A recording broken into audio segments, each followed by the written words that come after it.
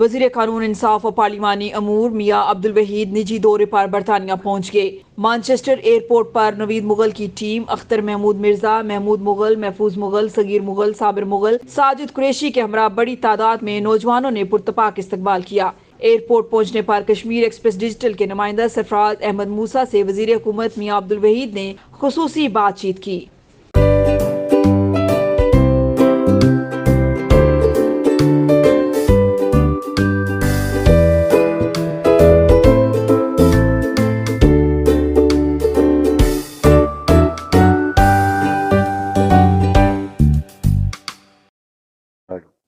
غالباً 4-5 سال کے بعد میں نے UK کا سفر کیا ہے، تو آج دوستوں نے بہت عزت دی ہے سب نے، میں سب کا دل کی عمیق گہرائیوں سے شکریہ ادا کرتا ہوں۔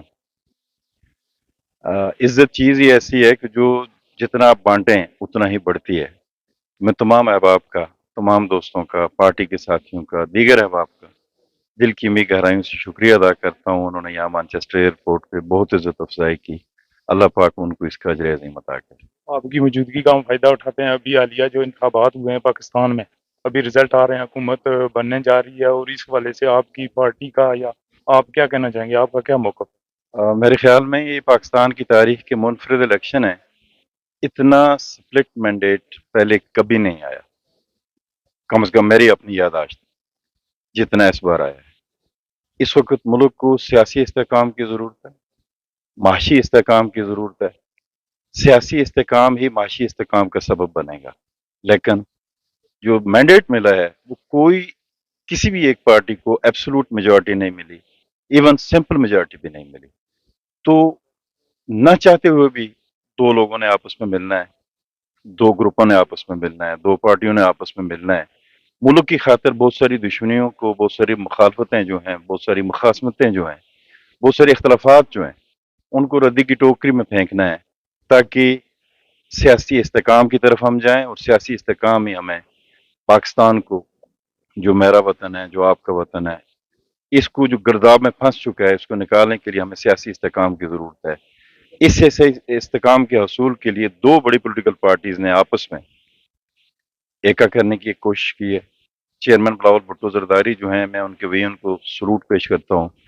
انہوں نے اپنی ذات کے لیے نہیں بلکہ پاکستان کے مفاد کو مقدم رکھا، پاکستان کے مفاد کو پیش نظر رکھا، اور اپنی انکنڈیشنل سپورٹ جو ہے PMLN کے لیے رکھی کہ ہم سارے مل کے ملک کو گرداب سے نکالیں۔ یہی وقت تقاضا کرتا ہے کہ ہم دشمنیاں ختم کریں، مروت کو، بھائی چارے کو فروغ دیں۔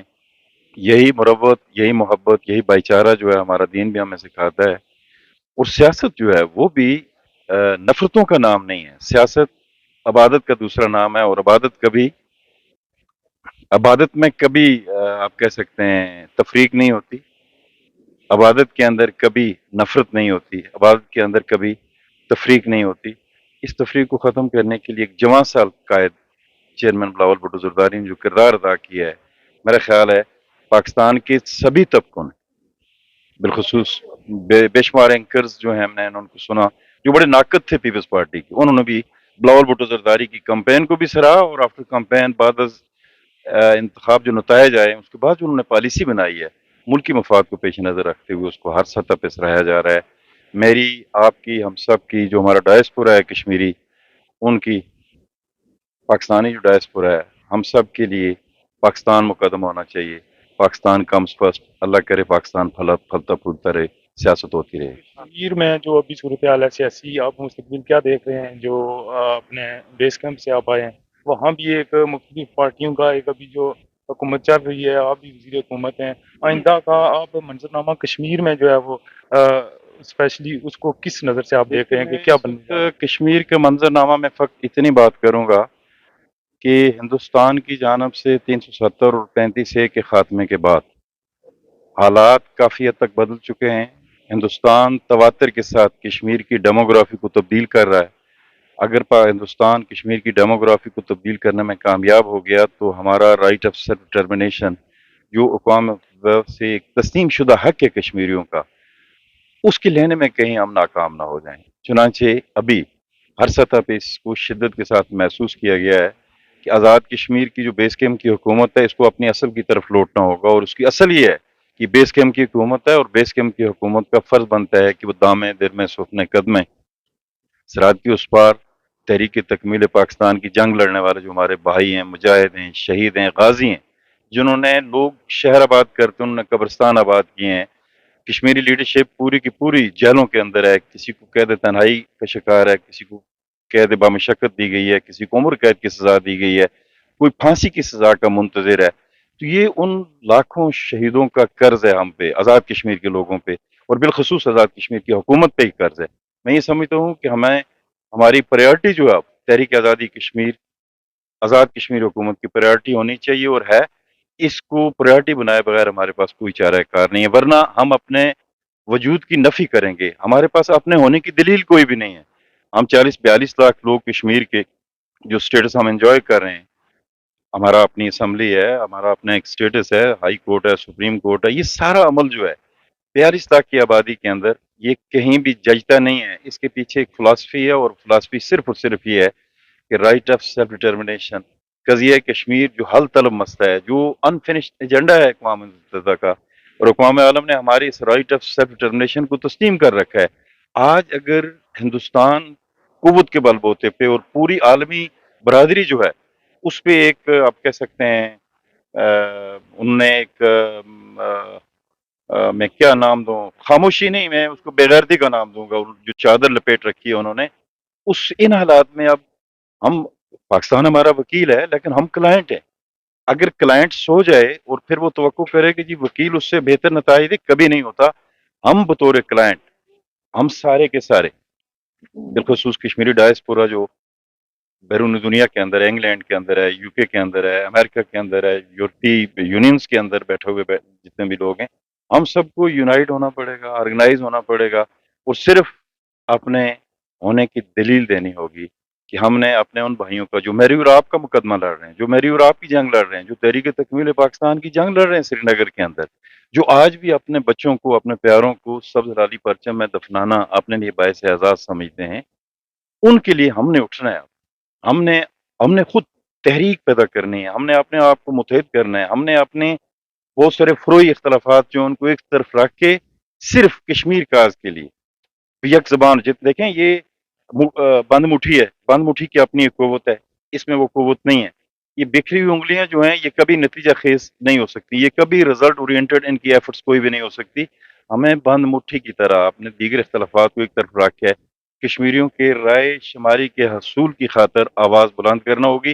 اور اس میں سمجھتا ہوں کہ آپ لوگ بالخصوص برطانیہ کے اندر مقیم جو ہمارے کشمیری ہیں ان پہ زیادہ ذمہ داری عائد ہوتی ہے. آپ کر بھی رہے ہیں، ہمیں تھوڑا سا مزید متحرک ہو کے یہ کام کرنے کی ضرورت ہے تاکہ ہم اپنی اس تحریک کو، تحریک حریت کو، تحریک تکمیل پاکستان کو، یا وہ رائٹ آف سیلف ڈٹرمنیشن، رائے شماری کا وہ حق جس کے حصول کے لیے ساری جدوجہد ہو رہی ہے، ساری قربانیاں دی جا رہی ہیں، اس کو ہم نتیجہ خیز بنا سکیں. اس کے لیے کشمیری ڈائسپورا کو متحد ہونا ضروری ہے.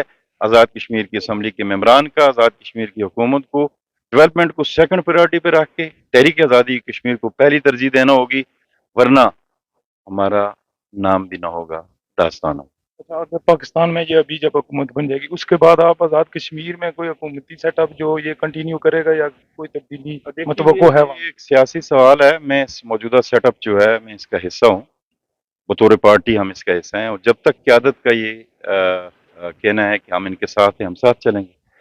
پی ایم ایل این اس کولیشن لیڈ گورنمنٹ جو ہے جس کو چوری انوار الحق صاحب چلا رہے ہیں، وہ ان کا حصہ ہیں. پاکستان پیپلز پارٹی اس کا حصہ ہے. جب تک قیادت کوئی متبادل فیصلہ نہیں کرتی تب تک ہم موجودہ کولیشن گورنمنٹ کے ساتھ ہیں اور ساتھ رہنا چاہیے. کشمیر میں جو ابھی یہ عوامی حقوق جو تحریک چلی ہوئی ہے، اس کے عوام کے اندر جو بے چینی ہے اس کا حکومتی سطح پر کیا آپ اس کے اقدامات کر رہے ہیں؟ پچھلے 6 مہینے سے تواتر کے ساتھ جتنی بھی میٹنگز ہو رہی ہیں، ایک فیڈرل گورنمنٹ کے ساتھ وزیر اعظم چودھری انوار الحق نے جس انداز میں میں سمجھتا ہوں کہ آزاد کشمیر کی تاریخ میں منافقت ہوگی اگر میں یہ نہ کہوں کہ پہلی مرتبہ جتنے بلنٹ انداز میں، جتنے بلند آواز میں، اور جتنی فہم اور فراست کے ساتھ موجودہ وزیر اعظم نے کشمیر کے لوگوں کا مقدمہ، کشمیر کے وہ ایشوز، لیفٹ اوور ایشوز، آپ منگلا کو لے لیں، آپ نیلم جیلم کے معاہدے کو لے لیں، آپ بجلی کے ٹیرف کو لے لیں، ایسے بے شمار مسائل جو سے کشمیری دو چار ہیں، ان مسائل سے ان کو آج تک کسی گورنمنٹ نے اس انداز میں پیش ہی نہیں کیا جس انداز میں چودھری انوار الحق نے پیش کیا، اور فیڈرل گورنمنٹ نے جس انداز میں سنا، بالخصوص انوار الحق کاکڑ صاحب نے جس انداز میں سنا، اور جو پیار، جو محبت، جو اپنائیت کا احساس ہمیں ہوا. میں ان سارے منسٹریل کمیٹی جو بنی تھی وزیر اعظم پاکستان نے جو بنائی، میں ان سارے ورکنگ گروپ کا بھی حصہ تھا، اس منسٹریل کمیٹی کا بھی حصہ تھا. پہلی بار ہمیں احساس ہوا کہ پاکستان کے وزیر اعظم اور پاکستان کی کابینہ نے جو انٹرم کابینہ تھی، ہم توقع کرتے ہیں کہ آنے والی جو منتخب حکومت ہے وہ بھی اسی راستے پہ چلے گی جس راستے پہ جو راستہ متعین کیا ہے انوار اللہ کاکڑ نے. ہمیں بڑا احساس ہوا کہ انہوں نے ہمارے درد کو سمجھا، کشمیریوں کے درد کو سمجھا کہ ہم میر پور کے لوگوں کو لے لیں. میر پور کے لوگ 2 مرتبہ اپنے پیاروں کی قبروں کو بھی ڈبو چکے ہیں. وہ اگر بجلی کا حق مانگتے ہیں، وہ اگر رائتی بجلی مانگتے ہیں، یا نیلم جہلم کے لوگ وہ یہ کہہ رہے ہیں کہ انوائرمنٹل امپیکٹ آ چکا ہے اتنا. آپ مظفر آباد کے اندر اس وقت ہم ایک خوفناک ماحولیاتی تبدیلی جو ہے اس سے دو چار ہو چکے ہیں. اس کے علاوہ دیگر بے شمار ایشوز جو کشمیر سوری میں آپ کو انٹرپٹ کرنا چاہتا، آپ نے میرپور کا اور کشمیر کا ذکر کیا، تو ہمارا جو جتنی بھی یہاں کمیونٹی ہے سب سے بڑا ہمارا ایک ایشو ہے چاکر ریام پل، اس کے اوپر بہت تحریکیں ہیں، اس کی اپڈیٹ کیا ہے اس کے حوالے سے بتا دیں. الحمدللہ میرا خیال ہے if I am not wrong اسی مہینے میں کسی بھی وقت اس کی انوگریشن ہوگی اور اس کی کام کا آغاز ہوگا. اور وزیر اعظم جو ہیں وہ جلسے کی تیاریاں چودھری قاسم مجید صاحب اور باقی حضرات جو ہیں وہ اس پہ لگے ہوئے ہیں. اس کے لیے پیسہ بھی منظور ہو چکا ہے، اس کا کانٹریکٹ بھی ایوارڈ ہو چکا ہے، اور اسی مہینے کے اندر انشاءاللہ تعالیٰ اس پہ چک ہریام برج جو ہے اس پہ کام شروع ہو جائے گا. یہی وہ امور تھے، یہی وہ لیفٹ اوور کام تھے جو وابڈا کے ساتھ ہے. وابڈا تحلیل ہو کے 3-4 وزارتوں میں تقسیم ہو چکا ہے.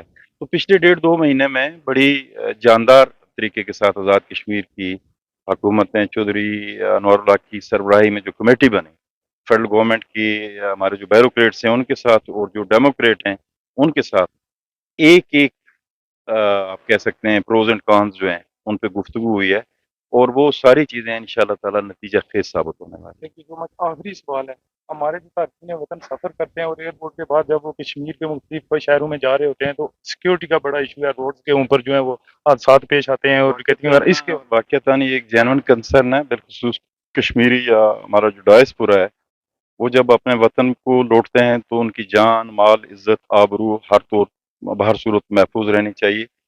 لیکن مسکرینٹس آر آلویز دیئر. جو کسی بھی معاشرے کے اندر ہاتھ کی 5 انگلیاں برابر نہیں، اچھے برے لوگ موجود ہوتے ہیں، لیکن ہم کسی ایک برے کے برے فعل کی وجہ سے ایک پوری کمیونٹی کو یا پوری ریاست کو گالی نہیں دے سکتے. ہاں، یہ مطالبہ کرنا ریاست سے ہمارا حق ہے کہ ہمارے وہ لوگ جو زر مبادلہ کمانے کا باعث بنتے ہیں، زر مبادلہ کے ذخائر بڑھانے کا باعث بن رہے ہیں، جو محنت مزدوری کرتے ہیں یہاں اپنے وطن سے ہزاروں میل دور جا کے، وہ جب اپنے گھر کو لوٹتے ہیں تو ان کی جان، ان کے مال کا تحفظ ریاست کی ذمہ داری ہے، حکومت کی ذمہ داری ہے، کوئی بھی حکومت. Thank you so much. Thank you.